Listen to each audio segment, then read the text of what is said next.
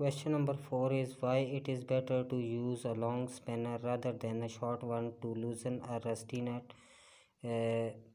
इस क्वेश्चन का क्या मतलब है कि ये हमारे लिए बेहतर क्यों है कि हम लॉन्ग स्पैनर जिसका हैंडल लंबा हो, लॉन्ग स्पैनर हम क्यों यूज़ करते हैं रस्टी नट को खोलने के लिए, जंगालूद नट को खोलने के लिए. Because we know that torque equals to are cross F.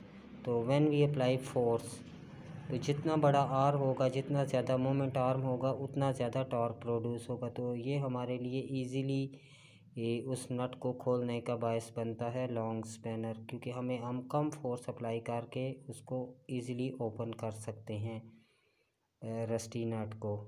Fifth question is the gravitational force acting on a satellite is always directed toward the center of the earth. Does this force exert torque on satellite.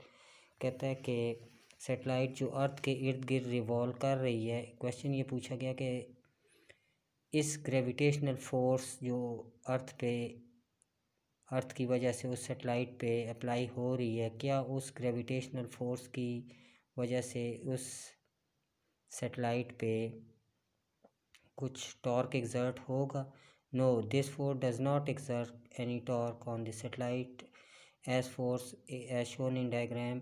Gravitational force toward the center of earth है और diagram में दिखाया गया है कि gravitational force is toward the center of earth and satellite is revolving around the earth.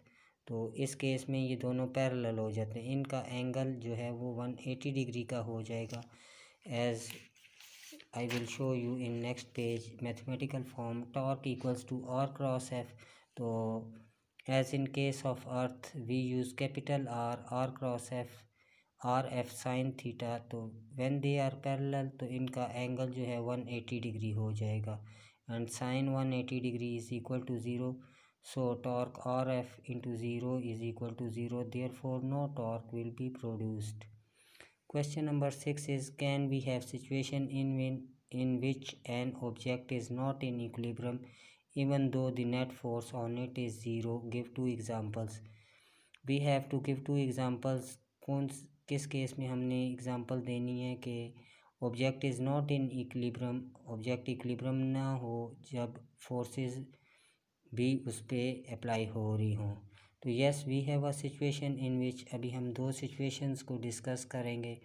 First one, एक rod of length D हमने ली, उसके दोनों कोनों पे, दोनों सिरों पे, एक में डाउनवर्ड डायरेक्शन में और एक में अपवर्ड डायरेक्शन में फोर्स अप्लाई हो रही है. तो अभी मैथमेटिकली अगर देखा जाए तो ये फोर्स एक दूसरे को बैलेंस कर देती हैं, लेकिन this rod will move in clockwise direction. ये बिल्कुल इक्विलिब्रियम में नहीं आएगी. It will rotate in clockwise direction. Second example is two equal forces are acting on a spanner. जैसे हम स्पैनर देख लें, जब हम गाड़ी का टायर वगैरह खोलते हैं तो उसके नट खोलने के लिए जो हम डबल स्पैनर यूज़ करते हैं, तो वो क्लॉकवाइज और एंटी क्लॉकवाइज हम दोनों डायरेक्शंस में उसको वो अप्लाई कर रहे होते हैं. फोर्स ज़ीरो नहीं होती but it produce angular acceleration. तो बॉडी इक्विलिब्रियम में नहीं होती.